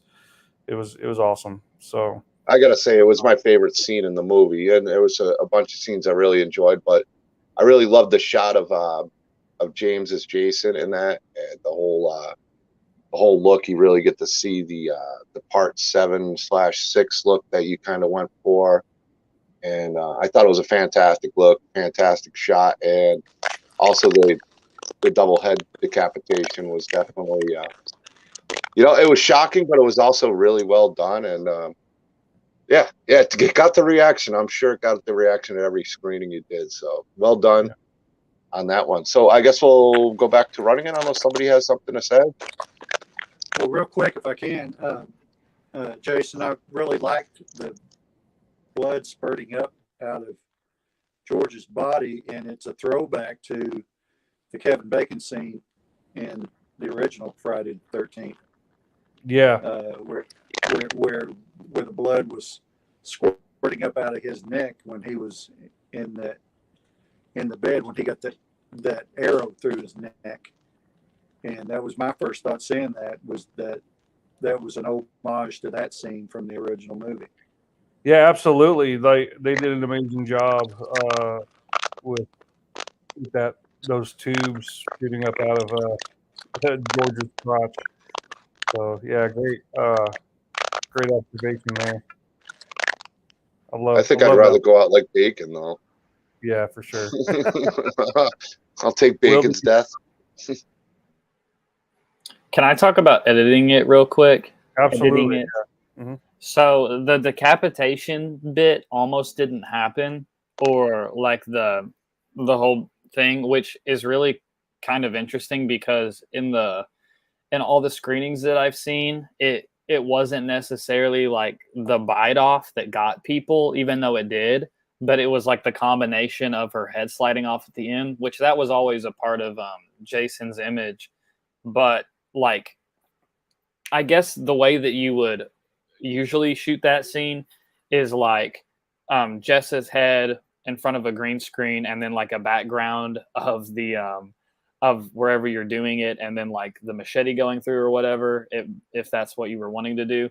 And all we had was that shot of Jessa falling back. So like on my computer, I had to break that up into those other shots. So there's just files of Jess's like rotoscoped face to where it's just like her with Presley in her mouth, like falling over in front of a green screen that you can put in front of anything. And then like I had to crop out the top part of her head and then just like slide it off. But luckily it like finally worked out, and I'm happy that it got a good reaction, because that was such a creative kill, and for the CGI to not almost be there was like scary. But I'm happy I know how to do that now, and I'm happy that it came out that way. Absolutely. Fantastic job on Well, Thank you. Thank you. pulled All off right. well, in my opinion. I bought into it when I was there. It was quite impactful. Yeah, we really All did right, that so- to her. Yeah, you did. Poor girl. She's not gonna be acting anymore. Poor Presley. All right, let's keep it rolling. I can't stay here, Chrissy. I know you were just trying to help, but this was like a terrible idea. I can't do it. I am so sorry. I really thought I was gonna help you. What happened to you here?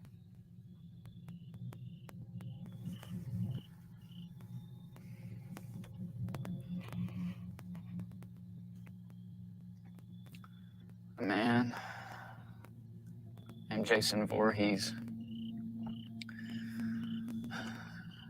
He massacred some of the camp counselors here. The police came. And he slaughtered them too. Oh my God. I see him every night.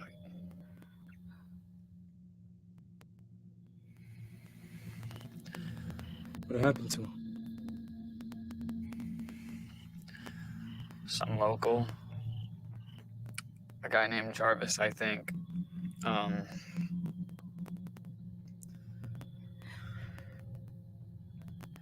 threw a chain around his neck and drowned him in the lake. Some of the locals here say that he's a legend. Some think he's still out here. I don't care if he's not. He's still in here.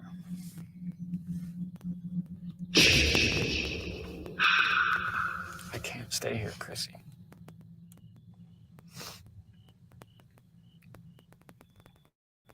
Okay, it's a 4-hour drive home, and I don't care. what are we gonna do about George and Debbie? They were both so excited for a weekend up here. Who knows where they are now? Look, Chrissy, you take Mark home. We'll be fine here for the weekend. Just come back for us on Sunday. Paul, I can't leave. Hey, I insist, man. Look, this was a mistake, and I let it happen. It's good, bro. Trust me. We'll enjoy the weekend, and we will see you Sunday. You shouldn't stay here. You said it yourself. He's dead, right? They drowned him, right? Are you sure? Yeah. Absolutely. Let's go.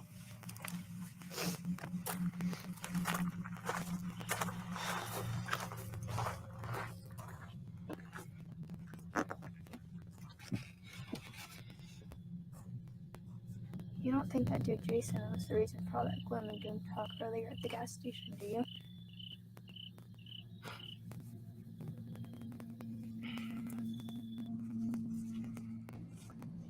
We'll keep going, get through another scene.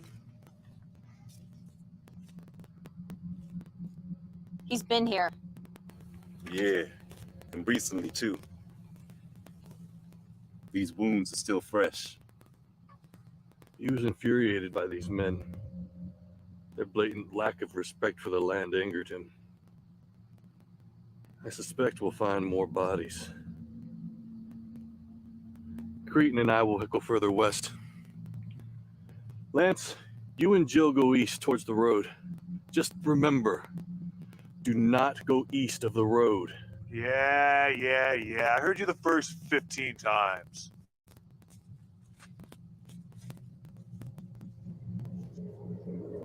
All right, John.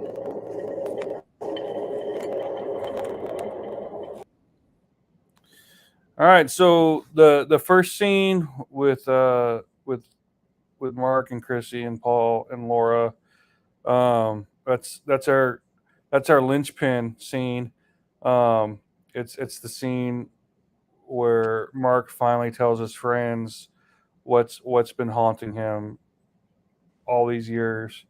Audience already has an idea, but it's the first time his friends hear about Jason, and it's emotional for him, and it's hard for him to talk about. And Will did an amazing job getting that across.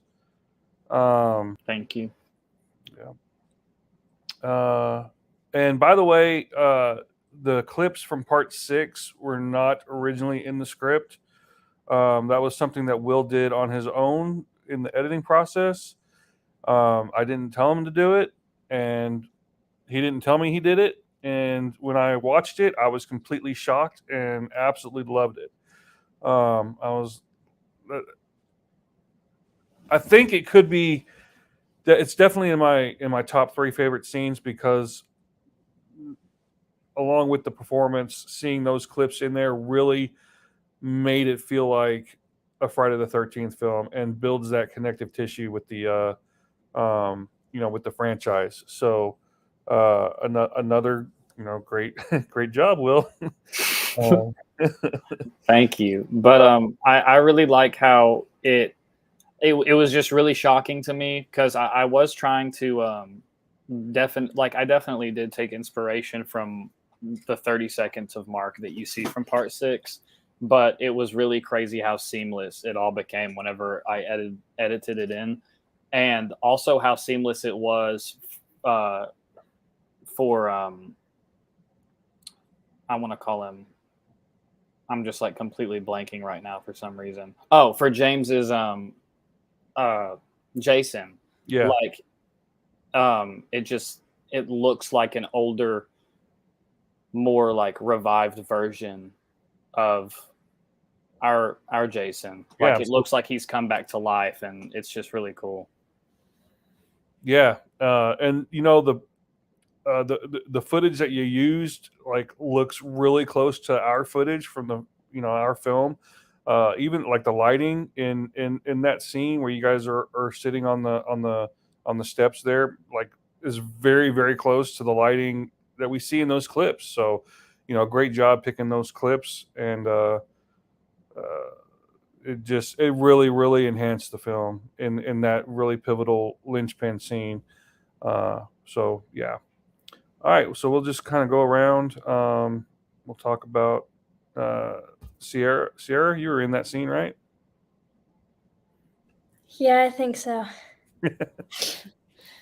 Yeah, I feel like that's the first scene where Laura actually cares about what somebody else is saying other than Paul, because you can see the facial expressions, as he's talking about this stuff, she I feel like she would care almost for some reason.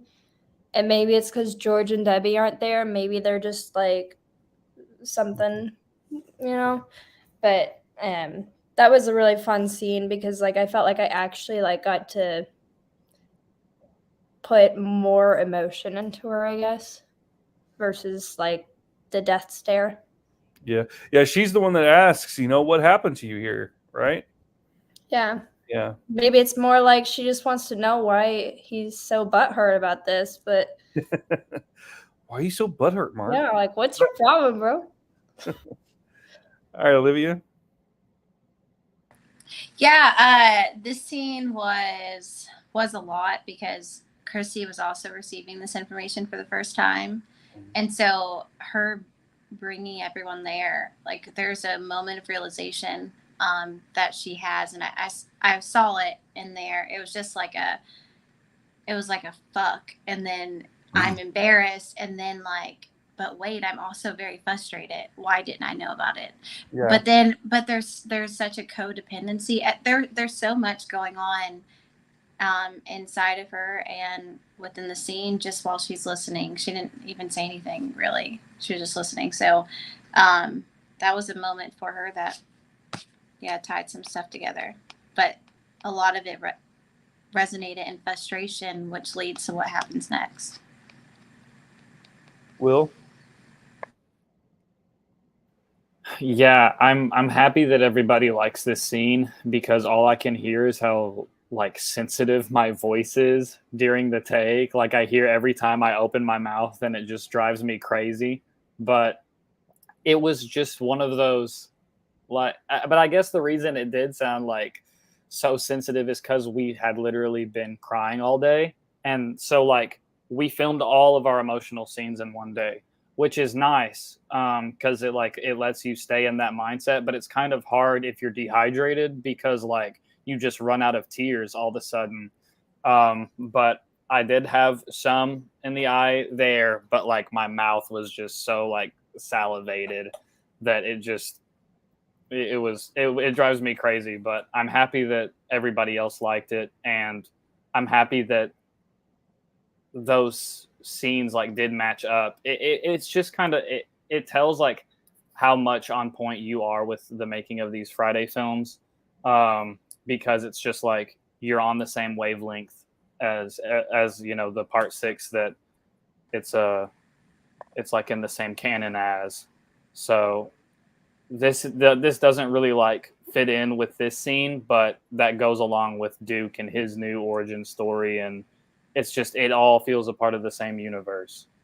That has to be so surreal as a fan and a director and a creator in general, to set on a journey to create a fan film, and then for a surprise like Will had for you, and it to work so seamlessly together. I think that's like, I don't even know what that would feel like. I can only imagine that it feels wonderful. I'm not gonna lie, it's pretty awesome. And Yeah. if you guys remember in the in our production page, there was a big post where I said, this is the first time that I actually feel like we did it. You guys remember that post? Big long post, kind of sappy. I wrote that right after I watched that scene, and those clips edited in there. The first time I watched that was when I knew. I was like, oh my god, we fucking did it. So yeah. Well, I think you do it every time, but you do it with original material, so you had something to directly compare it to. So this is just one thing that you're able to prove, but everyone else has seen you do it before. So no big deal.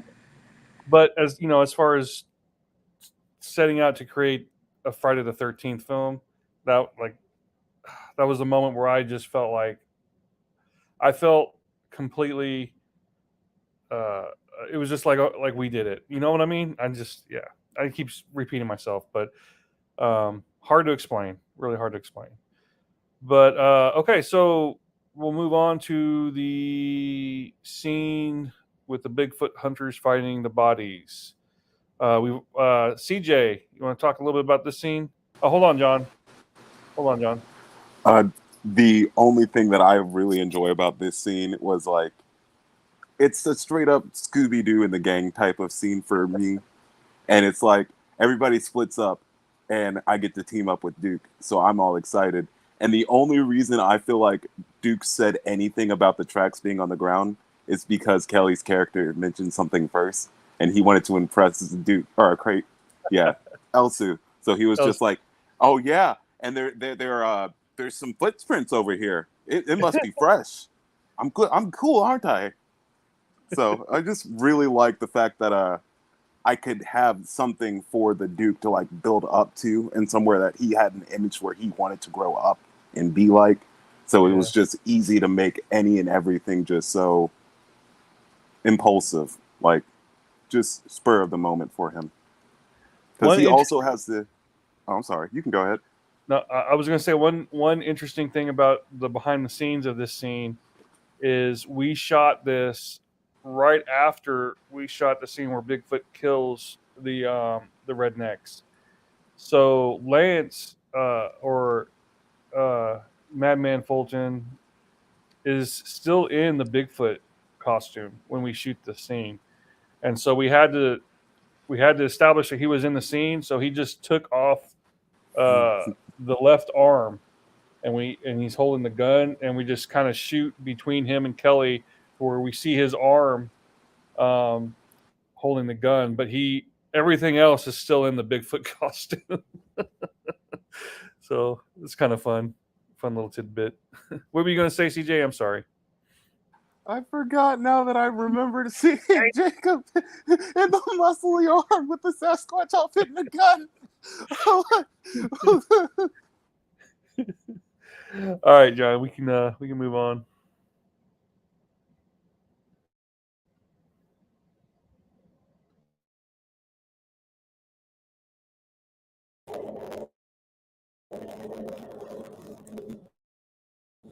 You quit fucking around, come on. I'm just telling you, man.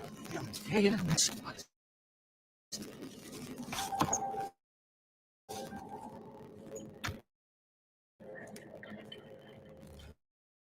I don't understand why you let those kids go out there in the first place. It's still a free country, McBride. Stu and Eddie sure warned them, though. I just want to run up there and check on them, and then we'll get out of there. You don't really think he's out there, do you? All I know is there's been a shit ton of bodies out there over the years. I'm more inclined to believe in legend than not. Miss Voorhees. Real documented facts. Jason didn't drown in that lake. He was out there living in the woods. Fucking too stupid to get help or find his way home. Just living off animals. Fucking savage. Until the Jarvis kid killed him. Good. Know the history. Right. I don't need a lesson. It sounds like you fucking do, John. That fucking paramedic Roy.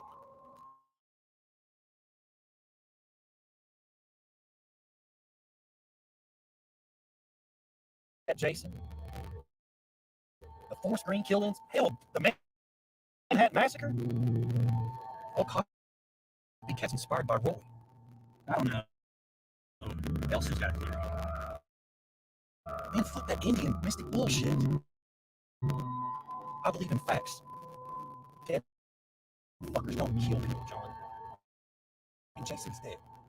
You're right. I'm going to pause it for a second because it's getting like a scratch in the video here. Yeah, it's like, I don't know. Let's go up to the old Pinehurst halfway house and check that out. It's also like it's like a little bit fast, like the speed is increased. Yeah, I'll tell you, StreamYard is the worst for this, man. You know, it was running smooth for a little bit. Tell you what, why don't we talk about the next scene? I'm gonna stop sharing on this one, get it back to where we're at, and see if it'll stop that. All right, we can talk about the last scene. So there's two major Easter eggs in that scene. The first one is the enchiladas line. That is from part 5. The guy runs to the outhouse saying those damn enchiladas. So I had to add an enchilada line to pay homage to part 5 a little bit. And then the other homage is Officer McBride's name. He's named after the actor who played Mark in part 2, the actor who was in the wheelchair in part 2, who passed away from AIDS a long time ago, back I think in the early 90s. But that actor's last name is McBride. So those are the two major Easter eggs in that scene. Gary, you want to talk about that scene a little bit? That was actually my favorite part of what I had to do in the movie, simply because there was the scene where you had us drive away from everybody, and you mentioned that we just needed to like gab between the two of us, and of course we start talking kind of sexually to each other, Bradford and I. What I didn't realize was after it was done and we were coming back, we got out of the car, everybody's busting out laughing. It was because nobody bothered to tell us that they didn't turn the mics off. So everybody said, I'm like, hey, McBride, why are you touching me there? And he's like, oh, well, you're kind of cute and all this kind of stuff. And I don't remember all that, but I was like, oh my God, everybody heard everything we just said. And that guy's awesome. He's a hoot to be around, as well as everybody is. I have to say that you and Bradford had some great chemistry together. And I'm not talking about like, love chemistry or anything like that, but you guys you guys look great on screen together. Thank you. You guys played off each other really well. I personally, I felt like that was where you felt most comfortable. I think it was your best performance. You did good through the whole thing, but those scenes with him, I felt like you were the most comfortable, and it was your best performances with him. Thank you. Yeah, and he, I mean, it was tough to get through that scene because he was kind of struggling a little bit, but it feels organic the way Will edited it, and everything turned out really, really, really good, even through all the challenges that we had.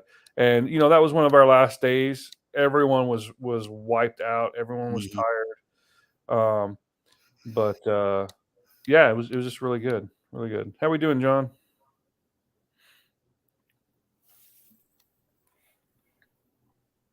All right, we are doing.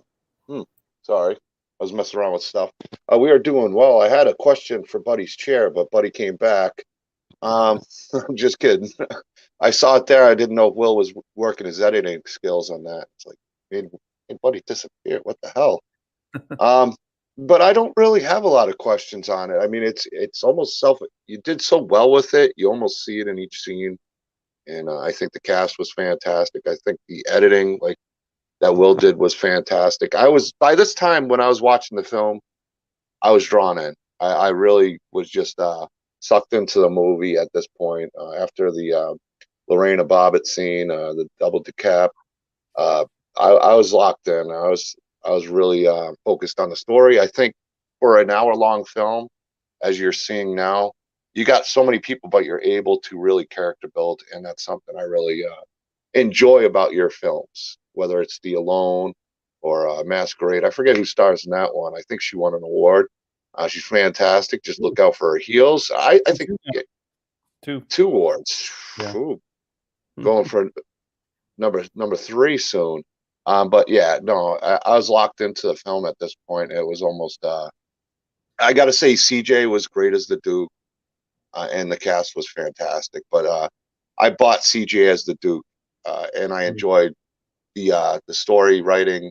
I enjoyed it, and I didn't get a chance to say like the Necronomicon little Easter egg, and we were talking about stuff like that, and to tie it in, the end of Jason Goes to Hell, I believe, kind of give so you know the Necronomicon's connected, and I appreciate that. Do you want to kind of do this in 2 parts? Kind of wrap. We're about halfway through the movie right now. Yeah. Let's get rolling, and then we can come back later another time and do the other half. Oh, you want to finish? We're gonna do a part 2. Yeah, it's done. Cool. Look what our idea did there, Jason, of discussing each scene. It makes it longer than Gandhi. Yeah. This is great. I love doing this. This is a lot of fun. It is.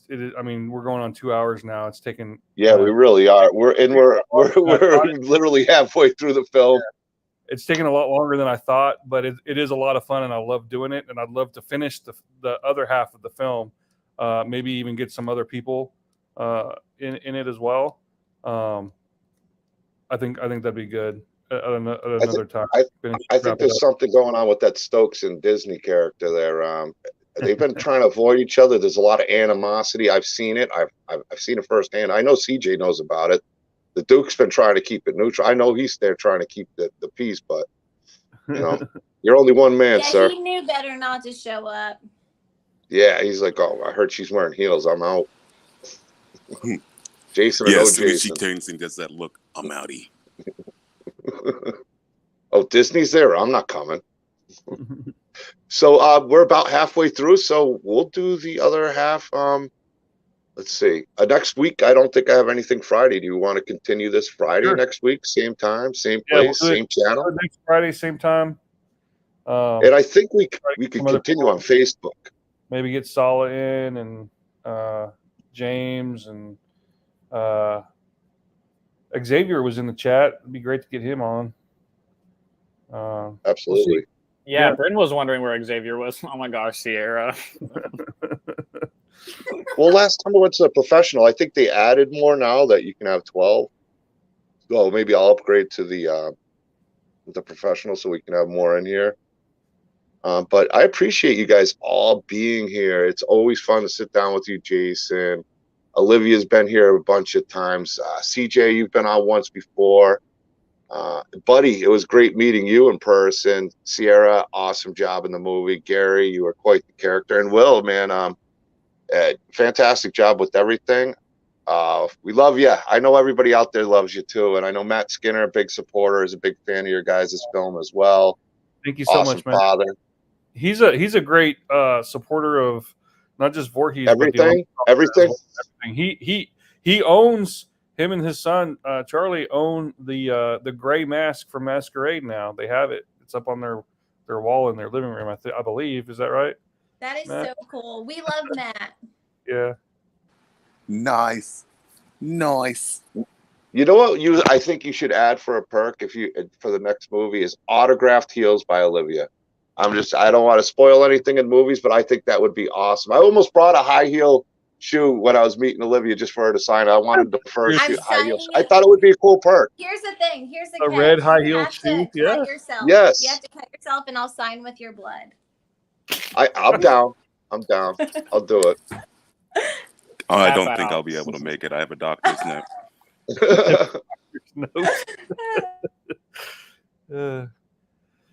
All right, guys. No, thanks again, guys. We'll do this next weekend, 10:15 p.m. Eastern Standard Time, Central Time for most of us. I think everybody here is on Central.